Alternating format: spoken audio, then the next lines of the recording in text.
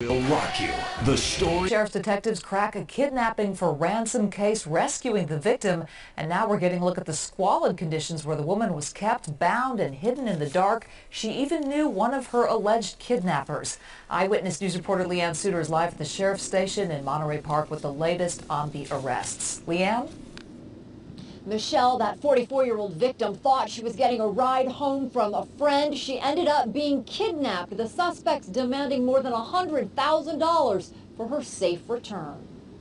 An emotional hug for her rescuers as the 44-year-old victim, whose face is concealed, is found in this packed Rowland Heights garage, blindfolded, bound, and gagged. The victim was located in a very squalid conditions in a cluttered garage on the floor.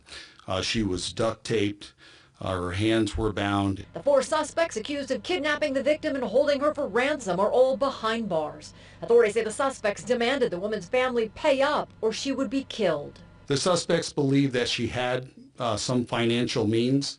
Her and her husband did not have the means to pay to come up with $110,000. Authorities say Judith Maldonado worked with the victim and believes she had a large amount of money saved up. When Maldonado and her husband, Francisco Inocoa, fell in hard times, investigators say they hatched their plot with the help of Inocoa's sister, Rocio, and her common-law husband, Uziel Figueroa.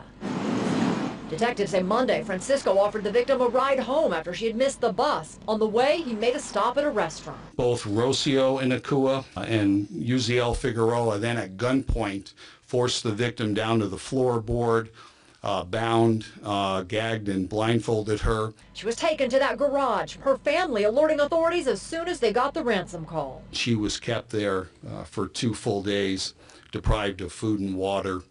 She was forced to urinate and defecate in a bucket and did not leave that garage. Not until investigators tracked her down, saving her from a frightening future.